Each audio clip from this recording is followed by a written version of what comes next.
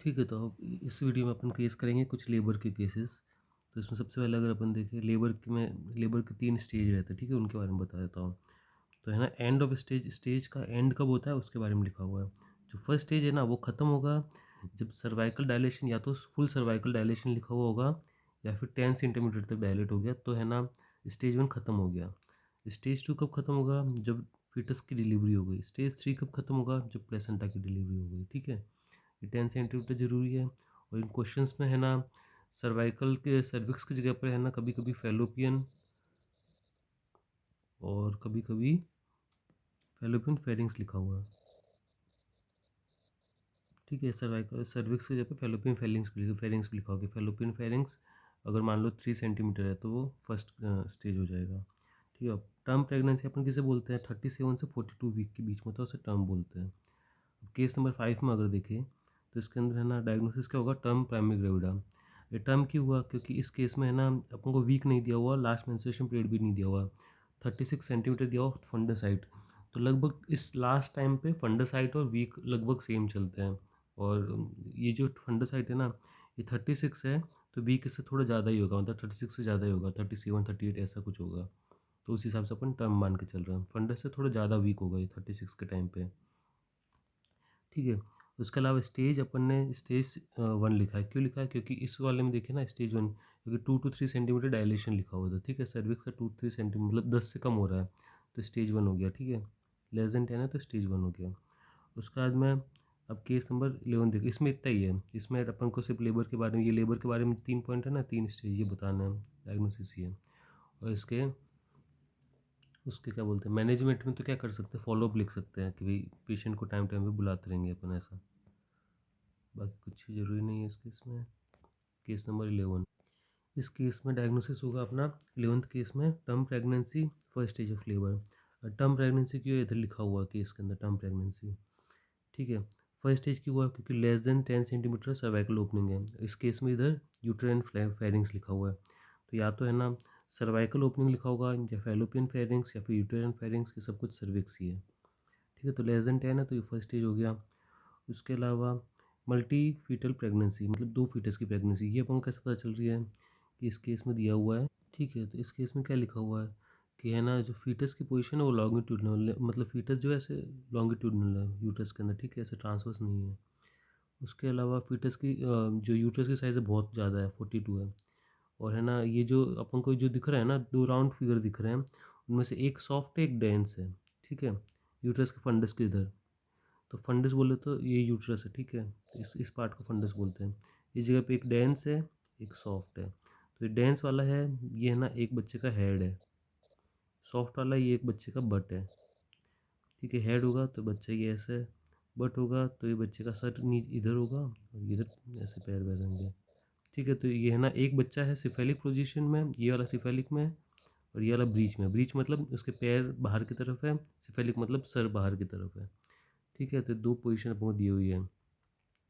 इसमें लिखा हुआ 1 इज़ सॉफ्ट, ये सॉफ्ट वाला है ना बट है उसका है, और डेंस वाला इसका हेड है, दूसरे फीटस का। 2 फीटस है। हार्ट बीट भी अपन को 2 सुनाई दे रही है। फीटस हार्ट बीट एक अबव द नेवल है, एक बिलो द नेवल है, ठीक है? तो 2 अपनी हार्ट बीट हो गई। इसके अंदर 2 बच्चे हैं, ठीक है? तो है ना इसको अपन डायग्नोसिस लिखे मल्टी फिल्टर प्रेगनेंसी 1 ब्रीच, एक एक बच्चा वो ब्रीच है उसका, है ना पैर नीचे, एक है उसका सिफेलिक है, उसका सर नीचे है, ठीक है? तो हाँ, ये सॉफ्ट और डेंस दिख रहा है। इसके इन्वेस्टिगेशन अपन अल्ट्रासाउंड करेंगे। अल्ट्रासाउंड क्यों करेंगे? देखने के लिए 2 प्लेसेंटा है या 1 प्लेसेंटा। अगर 2 प्लेसेंटा है, मतलब कि 2, हर एक बच्चे को 1-1 प्लेसेंटा है, तो अपन नॉर्मल वेजाइनल डिलीवरी कर देंगे, ठीक है? दोनों बच्चों की। अगर एक ही प्लेसेंटा है, 1 प्लेसेंटा और 2 बच्चे हैं, तो अपन है ना जो सिफेलिक है ना जिसका सर नीचे है, उसकी तो नॉर्मल वेजाइनल डिलीवरी कर देंगे। और जिसके पैर नीचे हैं, ठीक है, ब्रीच वाले का, उसका अपन मैनुअल एक्सट्रक्शन करेंगे, मतलब हाथ से खींच के निकालेंगे। क्योंकि है ना जो डिलीवरी है वो मतलब ऑलरेडी स्टार्ट हो चुकी है।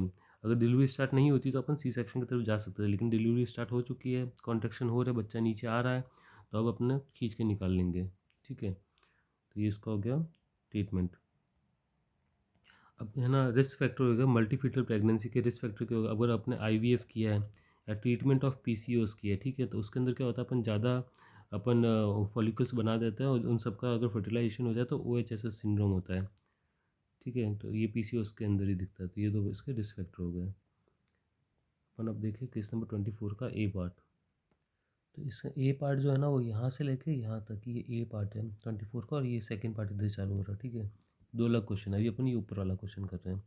इस क्वेश्चन में देखिए तो 39 से 40 वीक का अपन को प्रेगनेंसी दे रखी है, तब ये टर्म हो गया। ठीक है, 39 है तो ये अपन लिखेंगे टर्म प्रेगनेंसी 39 टू 40 वीक्स। ठीक है, ये लिखेंगे, ये दिया हुआ क्वेश्चन के अंदर। और second stage of labour, second stage क्यों है कि इसका सर्विक्स पूरा खुल चुका है, open of the cervix is complete. ठीक है, कंप्लीट ओपनिंग हो गई है, तो अब है ना सेकंड स्टेज चालू हो चुका है।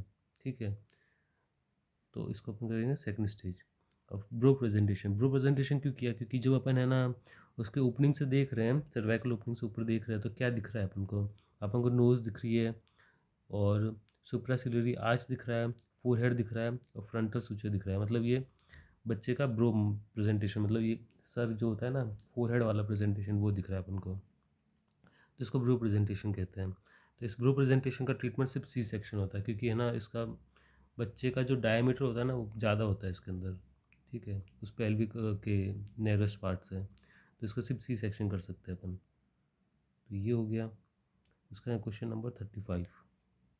तो केस नंबर 35 में 39 वीक दिया हुआ। ठीक है, तो टर्म हो गया, टर्म प्रेगनेंसी 39 वीक, ये अपन ने लिख लिया। उसका फर्स्ट स्टेज क्यों हुआ, क्योंकि सर्वाइकल डायलेशन 10 से कम है, 4 है तो वो 10 से कम है। ठीक है, तो फर्स्ट स्टेज हो गया।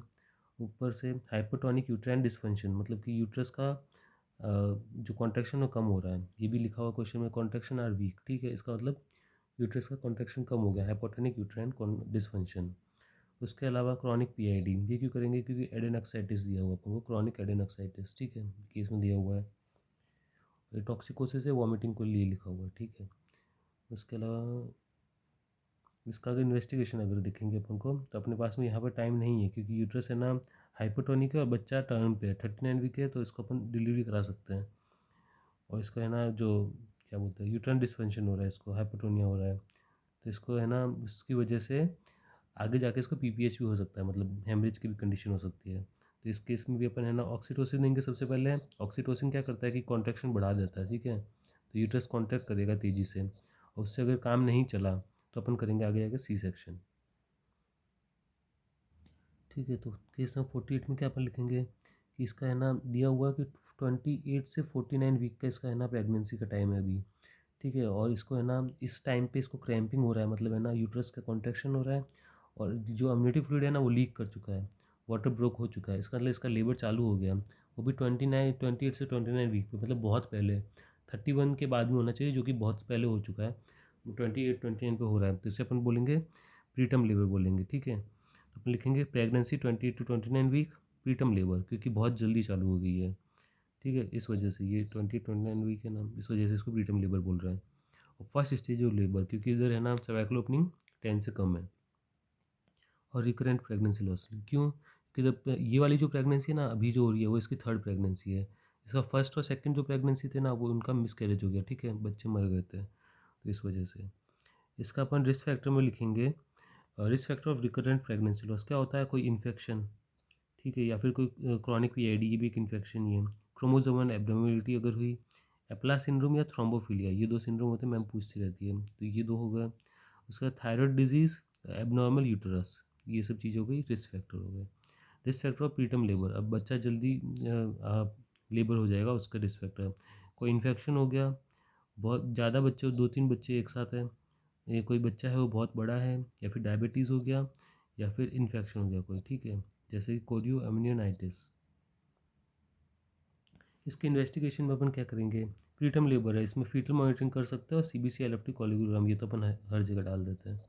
ठीक है, इस केस में फीटल मॉनिटरिंग कर सकते हैं। फीटल मॉनिटरिंग क्यों करेंगे, कि बच्चा प्रीटर्म है और लेबर चालू हो गया है, तो है ना इसमें अपन क्या करने वाले हैं, इसमें पहले तो हम ट्राई करेंगे उस लेबर को रोकने की, ठीक, थोड़े दिन तक जितना भी रुक सके, क्योंकि बच्चा अभी है ना प्रीटर्म है तो वो मैच्योर नहीं होगा, तो उसको अपन ऑक्सीटोसिन रिसेप्टर ब्लॉकर देंगे। ठीक है, तो उससे क्या होगा कि है ना कॉन्ट्रैक्शन कम हो जाएगा यूट्रस का, तो पहले अपन यूट्रस का कॉन्ट्रैक्शन कम करेंगे ताकि बच्चा थोड़ा और अंदर रह सके यूट्रस के। उसका नहीं, उसे देंगे कॉर्टिकोस्टेरॉइड, सीएस मतलब कॉर्टिकोस्टेरॉइड। ठीक है, कॉर्टिकोस्टेरॉइड देंगे, ताकि है ना जो बच्चा है ना उसका लंग कम से कम मैच्योर हो जाए, तो लंग मैच्योर हो जाएगा 2 दिन के अंदर। 2 दिन के लिए है ना उसको यूट्रस के अंदर रखेंगे, लंग मैच्योर हो जाएगा, उसका अपन कर देंगे सी सेक्शन और बच्चे को बाहर निकाल देंगे। ठीक है, ये हो गया अपना केस नंबर 48। अब देखते हैं अपन केस नंबर 53।